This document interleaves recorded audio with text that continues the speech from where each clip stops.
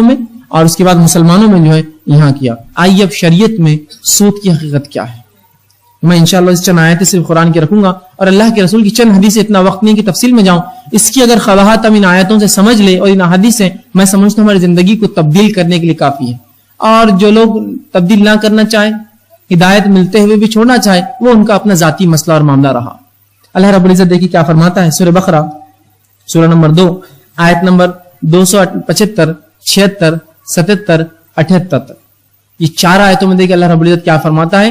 بغور سنیں اللہ دیکھیے کیا فرماتا ہے. الذین یاکلون الربا لا یقومون الا کما یقوم الذین یتخبطہ الشیطان من المس.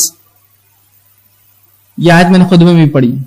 اللہ فرماتا ہے جو لوگ سود کھاتے ہیں, یاکلون الربا, سود جو کھاتے ہیں, یہ قیامت کے دن ایسے اٹھیں گے میدان محشر میں جیسے شیطان ان کو چھو گیا ہو, شیطان ان کے اندر گزرا ہو. ایک پاگل آدمی, مجنون آدمی جس پر ایک جن سوار ہے, اگر اس کو آپ دیکھیے کیسا بھاگتا ہے پاگلوں کے جیسا, نہ کپڑے کا ہوش, نہ لباس کا ہوش, نہ بالوں کا ہوش, نہ کسی چیز, نہ اس کے رشتے سمجھتے ہیں. یہ تو اللہ فرما رہا ہے کہ وہ لوگ جو سود کھاتے ہیں روز قیامت مقام محشر میں ایسے اٹھیں گے جیسے یتخبط الشیطان من المس, جیسے شیطان نے ان کو چھو لیا, ان کے جسم میں داخل ہو گیا ہے. اور اللہ نے فرمایا ذالک بانہم قالوا انما البیع مثل الربا, اور یہ اس لیے کہ وہ دنیا میں کہتے تھے ارے سود بھی تو تجارت جیسی ہے, سود بھی, انٹرسٹ بھی تو بزنس جیسا ہے. افسوس یہ تو یہودیوں کی قول کے رد میں آیت آئی تھی. آج بہت سے مسلمان بولتے ہیں کہ سود کیوں حرام ہے. 5 لاکھ کا گھر لیا آپ نے, کرائے سے دیا, 10,000 مہینے کرایہ آ رہا ہے, صحیح ہے؟ ہم بولیں ہاں صحیح ہے. 5 لاکھ بینک میں رکھے 10,000 مل رہے, کیا غلط ہے؟ اللہ نے وہی تو کہا یہ پاگلوں جیسے اس لیے اٹھیں گے کہ یہ کہتے ہیں کہ سود تو مثل ہے, سود تو برابر ہے تجارت کے, سود تو برابر ہے تجارت کے کہہ رہے ہیں. اللہ نے وہی کہا کہ یہ کہتے ہیں کہ سود تجارت کے برابر ہے, لیکن اللہ دیکھیے کیا فرماتا ہے وَأَحَلَّ اللَّهُ الْبَيْعَ وَحَرَّمَ الرِّبَا, لیکن اللہ نے تجارت کو حلال قرار دیا ہے, سود کو حرام قرار دیا ہے. بات سمجھ میں آئی؟ فائدہ تو دونوں میں ہے بھائی, لیکن شریعت نے اس کو حرام قرار دیا ہے. بات اور واضح کروں مثال دے کر. ایک انسان نکاح کرنا چاہتا ہے, کس سے نکاح کرتا ہے؟ وہ کسی لڑکی سے, عورت سے نکاح کرتا ہے, چاہے کماری چاہے شادی شدہ ہو. لیکن کیا اپنی سگی بہن سے نکاح کر سکتا ہے وہ؟ کہ تو بیوی تو مثل ہے اپنی بہن کے, کیا اس میں فرق ہے؟ دونوں میں دونوں عورتیں ہیں. شریعت نے اس کو حلال کیا ہے اور اس کو حرام کیا میرے لیے. بات سمجھ میں آ رہی؟ حرام حلال کی تفریق ہم سمجھنے کو تیار نہیں. سود کا جب معاملہ آیا, نہیں برابر ہے. دیکھو 10 لاکھ کا انویسٹمنٹ کرو, 10,000 مہینہ پاؤ, 10 لاکھ سود پہ رکھو, 10,000 پاؤ. کیا ہے تم خالی اس میں بھاگ رہے, کرایہ داروں کو پکڑ رہے اور لے رہے. ہم تو آرام سے بینک میں آتا ہے اور ہم لے لیتے ہیں. یہ مثل نہیں ہے ربا. ربا کبھی بھی تجارت کے مثل نہیں ہو سکتی. مثال سمجھ میں آئی کہ ایک انسان نکاح کرتا ہے, اس کی بیوی ہے, اس کی بہن ہے, اور وہی اس کی جو ہے, لیکن اس میں حلال ہے تو کچھ عورتیں اور کچھ عورتیں اس کے لیے حرام ہیں. تو یہاں یہ طریقہ کمانے کا حرام ہے اور یہ طریقہ کمانے کا حلال ہے. کون سا؟ تجارت. اس لیے کہ تجارت میں نفع اور نقصان دونوں ہیں, جبکہ سود میں سوائے نفع کے کچھ بھی نہیں ہوتا ہے. آدمی خوب نفع اس میں لیتا ہے. ٹھیک ہے, آئیے آگے اللہ فرماتا ہے اسی آیت کے اگلے حصے میں, اور فرماتا ہے انما البیع مثل الربا واحل اللہ البیع وحرم الربا.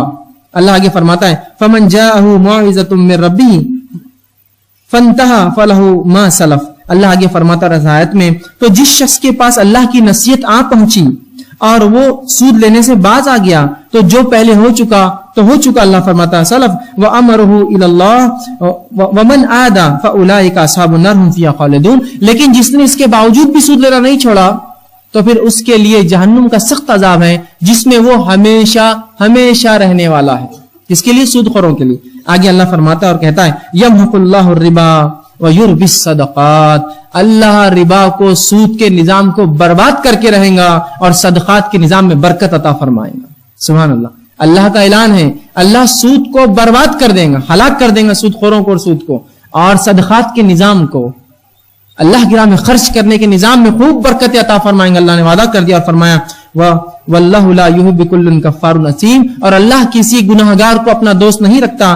آگے فرمایا ان الذين امنوا وعملوا الصالحات وقاموا الصلاة واتوا الزكاة لهم اجر عند ربهم ولا خوف عليهم ولا هم يحزنون. اور جو لوگ ایمان لائے اور نیک کام کیے اور نماز قائم کی اور زکات دیا, ان کے رب کے پاس ان کا اجر ہوگا, نہ ان کو کوئی خوف ہوگا نہ غمگین ہوں گے. مطلب جو گناہ ہو چکا سود کا چھوڑ دو, نہ چھوڑا تو جہنم کی وعید ہے, اللہ سود کو برباد کرے گا. لیکن جو توبہ کر لے, ایمان لا لے, نیک اعمال کر لے, نماز پڑھے, زکات دے, تو پھر ان کا اجر اللہ کے پاس ہے. نہ قیامت کے روز غمگین ہوں گے, نہ یہ جو ہے ان کو کسی چیز کا ڈر ہوگا. آگے فرمایا یا ایھا الذین آمنوا اتقوا اللہ وذروا ما بقی من الربا, اے وہ لوگوں جو ایمان لائے ہو, جو سود باقی رہ گیا چھوڑ دو. جب یہ آیت نازل ہوئی تھی کچھ صحابہ سود دیتے تھے, سود پر ان کی تجارتیں تھیں. کہا اے وہ لوگوں جو ایمان لائے ہو, سود کو چھوڑ دو, مطلب صرف اصل رقم واپس لے لو, اب جو ہوا سو ہوا, سود چھوڑ دو. کہا وذروا ما بقی من الربا ان کنتم مؤمنین, اگر تم ایمان والے ہو تو بقیہ سود کو چھوڑ دو, اب مت لو, صرف اصل واپس لے لو, جو ہوا سو ہوا. یہاں تک پھر بھی بات صرف جہنم کی وعید تھی. سود کو اللہ برباد کرے گا, سود خور نظام نہیں چلیں گے, یہ تو تھا. آئیے اس کی آگے کی آیت میں اللہ رب العزت دیکھیے کیا فرماتا ہے. آیت نمبر 278 کے اندر اللہ نے ایک ایسا اعلان کیا, اور یہ واحد گناہ ہے قرآن میں اور حدیث میں جس پر یہ وعید آئی ہے. اگر اس وعید کو ہم سمجھ لیں تو شاید بہت فائدہ ہو جائے گا. دیکھیے اللہ کیا فرماتا ہے, فَإِن لَمْ تَفْعَلُوا, اگر تم نے یہ کام نہیں کیا, سود کو نہیں چھوڑا, اس میں ملوث ہوتے ہی رہے, تم نے اس گناہ کو نہیں چھوڑا, سود کو معاف نہیں کیا, اصل لے کر چھوڑ نہیں دیا, تو سن لو فَإِن لَمْ تَفْعَلُوا, اللہ فرماتا تفعلوا فَأَذَنُوا بِحَرْبٍ مِّنَ اللَّهِ وَرَسُولِهِ, تو اللہ اور اس کے رسول تم سے اعلان جنگ کرتے ہیں.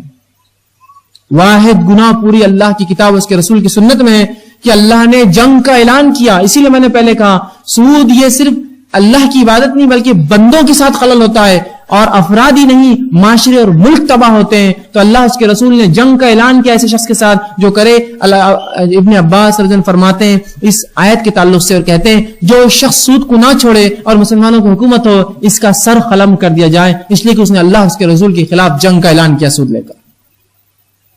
حرب من اللہ ورسولہ, تو سن لو جو سود میں ملوث ہے, اللہ اور اس کے رسول جنگ کا اعلان کرتے ہیں. اب آئیے, دشمن انسان جب کسی لڑنے جاتا ہے تو سامنے دشمن کو دیکھ کر اپنے آپ کو تیار کرتا ہے. اللہ کے خلاف کیا تیار کریں گے اپنے آپ کو ہم لڑنے کے لیے؟ اس کے رسول کے خلاف کیا تیاری کر سکتے ہیں میں اور آپ؟ کیا کوئی حیثیت ہے ہم لوگوں کی؟ تو کہا حرب من اللہ, تو تیار ہو جائے اللہ اس کے رسول کے ساتھ جنگ کے لیے. دیکھیے آگے فرماتا وَإِن كُنتُمْ فَلَكُمْ رُؤُوسًا أَمْوَالِكُمْ, ہاں اگر تم اس کو چھوڑ دو تو تمہارا اصل مال تمہارا ہی رہے گا. مطلب یہ نہیں کہ وہ بھی ڈوب جائے گا, تمہارا اصل مال تم کو واپس لوٹایا جائے گا. اور فرمایا لا تظلمون ولا تظلمون, تم کسی پر ظلم مت کرو, تم پر ظلم نہیں کیا جائے گا. سود ظلم ہے انسانیت پر. پہلے یہ کہ انسان غربت سے پریشان ہے, مانگنے آیا اور آپ اس کو بولتے تو واپس ڈبل مجھے لا کے دے. کیسا بھکاری ہے سود خور انسان کہ اس بیچارے غریب سے مانگتا ہے کچھ پیسے. وہ خود مانگنے آیا تھا آپ کے پاس اور تم اس سے اور مانگتے ہو, کیسے بھکاری ہو تم؟ عقل بھی اسی گواہی دیتی ہے. آپ بولیں گے پھر مجھے کیا فائدہ, میں پیسہ دے رہا ہوں. ارے آپ کو یہ فائدہ ہے, آخرت میں اجر ہے. اور رسول اللہ فرماتے ہیں جو شخص کسی سے ادھار لے اور اس کو تاخیر کر دے, ہر روز اتنے پیسے خرچ کرنے کا اسے صدقے کا اجر ملے گا. اور یہ ایک نعمت ہے, اور کیا اس نعمت پہ بھی تم فائدہ چاہو گے لوگوں سے جو اللہ نے تمہیں دے رکھی ہے؟ مال یہ آزمائش ہے, اللہ غریبوں سے امیروں کو آزماتا ہے مال کے ذریعے. یہ آزمائش ہے, مسکینوں کو آزماتا ہے مالداروں کے ذریعے, صحت مندوں کو آزماتا ہے کمزوروں کے ذریعے. یہ آزمائش ہے ہماری, تو اس پر یہ فائدہ آخرت میں ملے گا, دنیا میں نہیں. یاد رکھیں ٹھیک. تو کہا کہ ظلم مت کرو, تم پر ظلم نہیں کیا جائے گا. آئیے اسی طرح اللہ رب العزت قرآن میں ایک اور مرتبہ فرماتا ہے سورہ آل عمران سورہ نمبر 3 آیت نمبر 31 میں کہ وہ لوگوں جو ایمان لائے ہو دگنا تگنا چوگنا سود نہ لو, سود نہ لو, سود سے بچو, اس سے احتیاط کرو اور اللہ سے ڈرتے رہو تاکہ تم نجات حاصل کرو. مطلب جو سود لیں گا اور دیں گا اس کو نجات نہیں, اسی لیے کہا یہ چھوڑو یہ عمل تاکہ تمہیں نجات حاصل ہو.